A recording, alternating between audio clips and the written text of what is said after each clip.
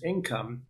And that's really what we have to do. The sad reality is people are in certain financial situations that make it very difficult for them to live as frugal as they need to be, but that really is the answer.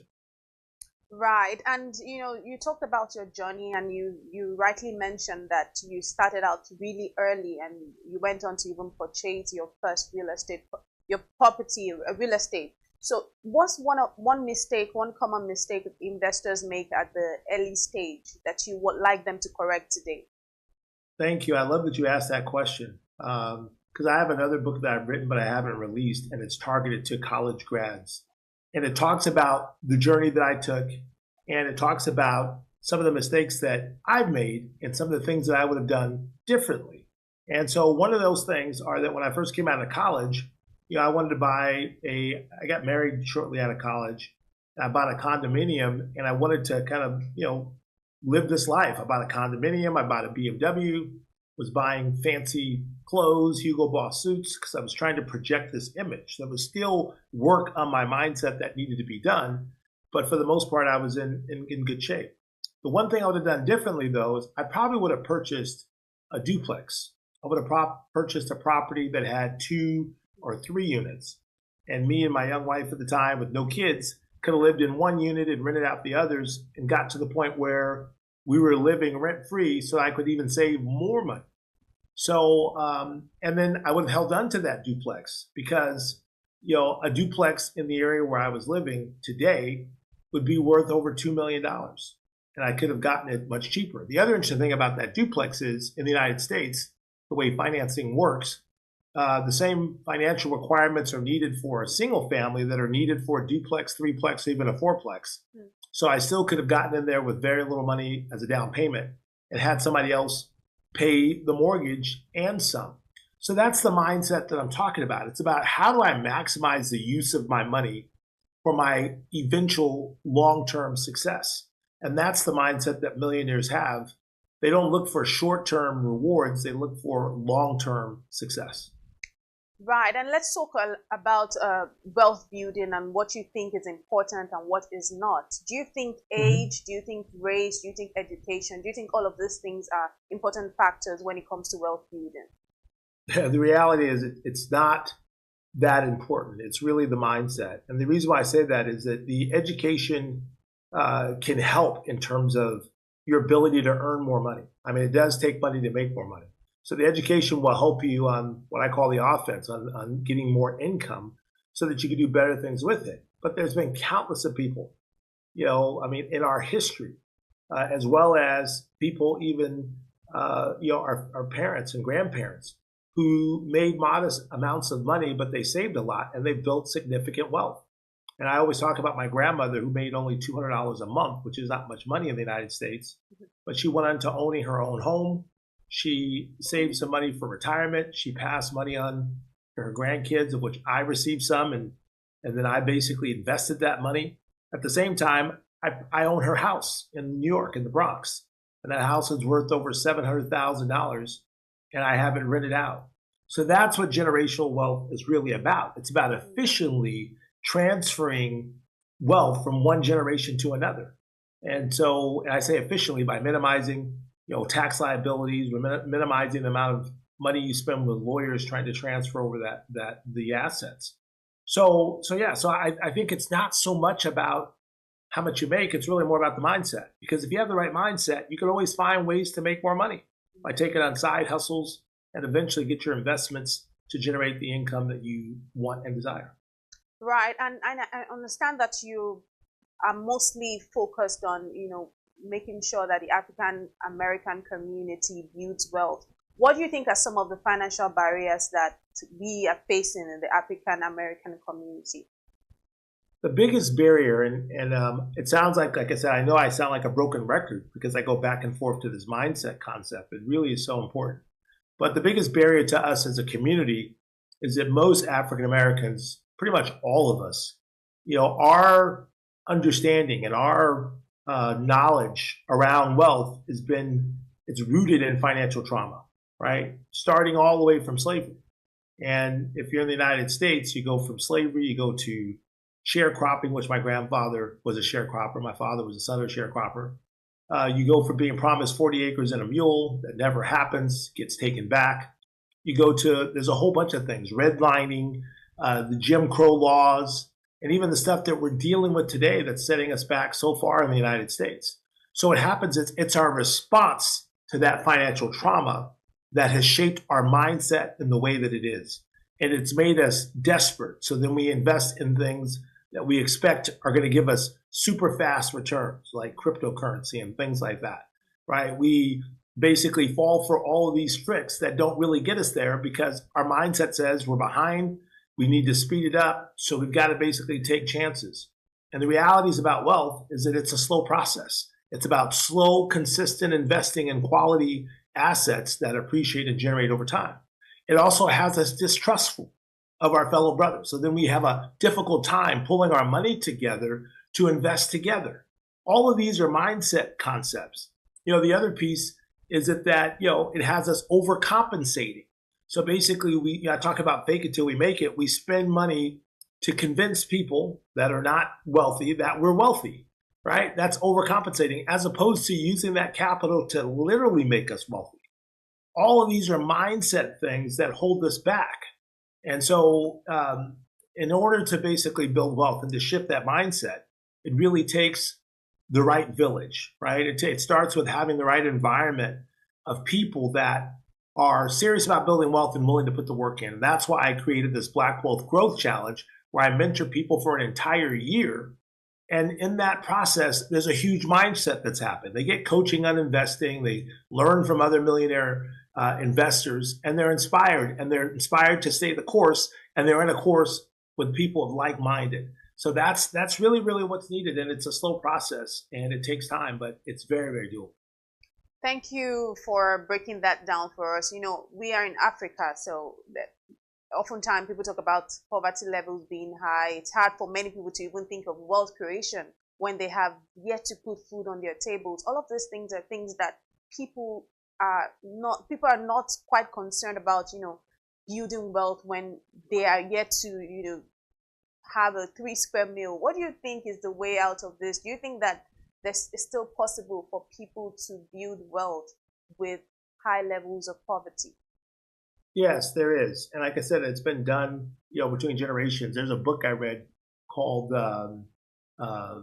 it's called Black Fortunes, and it talks about the six African Americans or Africans that escaped slavery to become millionaires. And they started way before the levels of poverty in Africa today. These are people who started as slaves, who started just out of slavery, who were able to pull some money together and invest in the same things: real estate, stocks and bonds, private equity, gold, the whole 9 yards, and become millionaires. So the whole point is like, no matter where you're starting from, it's possible. It just means that the journey is going to be slower and it's going to be harder. And that just means that you have to have that much more resolve. You got to find so many ways to make income. And what's interesting about Africa, which I love, I call it a new frontier, because there's a lot of opportunities. There's a lot of things that are happening. One of the things that I see, and I might be wrong on this, but one of the things I don't see that Africa is taking advantage of to the full extent, and that's the technology revolution that's happening. Right. African, businesses, there's so much technology that can be brought to those businesses that could significantly increase efficiencies and create opportunities for young people that have embraced these new technologies. I'm talking about artificial intelligence. I'm talking about cybersecurity. Talking about a lot of the technology centered around mobile technology and electric vehicles and the whole 9 yards. It's a huge opportunity. And I believe also that there's ways through research and hard work to identify ways to get capital for those businesses. And that's really, really the key. In fact, I really can't talk about it now, but I'm working on something that does such that to help bring capital to African American people to kind of, spark their entrepreneurial dreams and goals. Truly look forward to that. But, when I was reading through your bio, I did see that you spoke about spending what your money makes. And I was really curious to know what that means. How does one set up their finances so as to be able to spend what their money makes? I love that. That's really, really the key. And what I mean by that is that a lot of people take their money and they spend their money, and their money's they're not using it like a tool. When you use your money like a tool, that means that you invest in things that generate more income. An example of things that generate more income is you can invest in multifamily properties. I know in Africa, people pay their rent for the entire year. Right. So you can find properties that you can buy and fix up and rent those properties out. So you're not spending the money that it takes to buy the properties. You're spending the rent, the proceeds of the rent. So you're spending what your money's making. The other example is I know in Africa, you can now invest in the U.S. stock market. There are things called dividend aristocrats. These are dividend stocks that have been producing a dividend. And a dividend is when a company makes a profit, they decide to share some of those profits with shareholders in the form of quarterly dividends.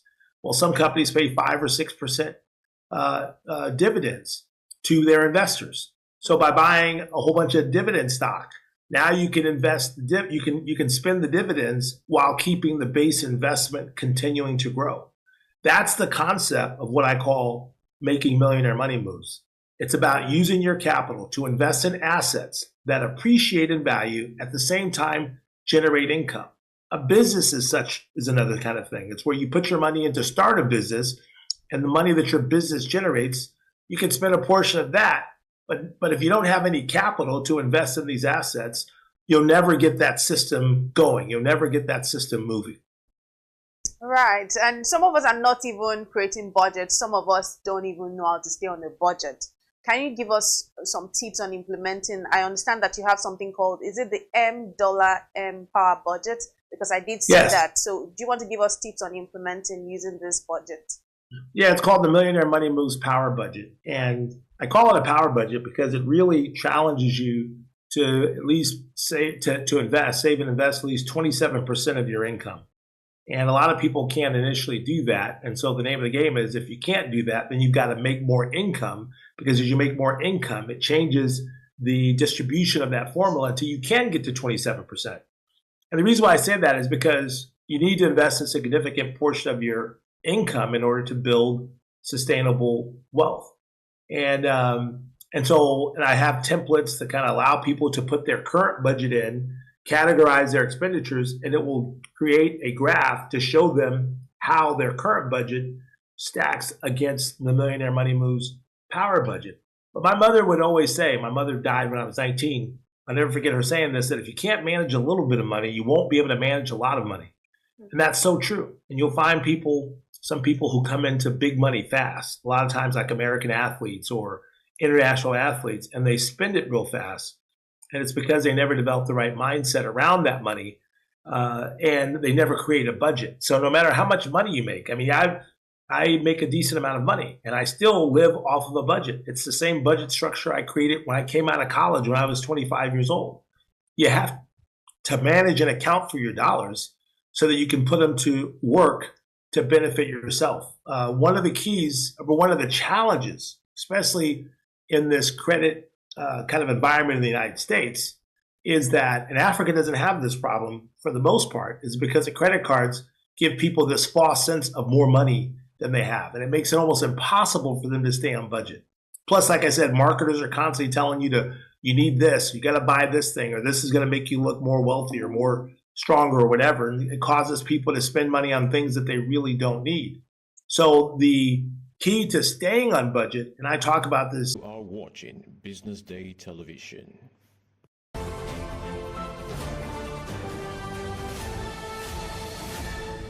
You are watching Business Day Television.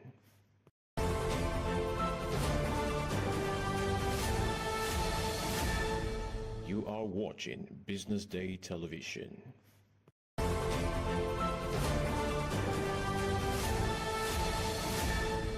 You are watching Business Day Television.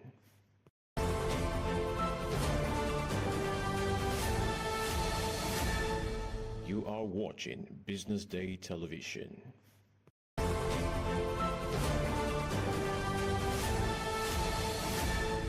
You are watching Business Day Television.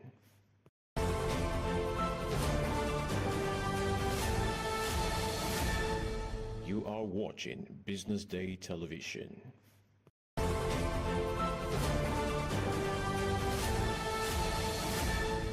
You are watching Business Day Television.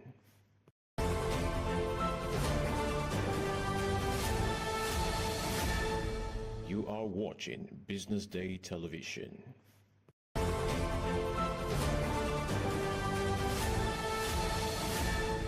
You are watching Business Day Television.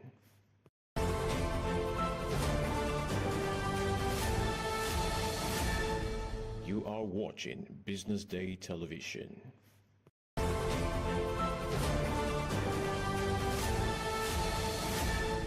You are watching Business Day Television.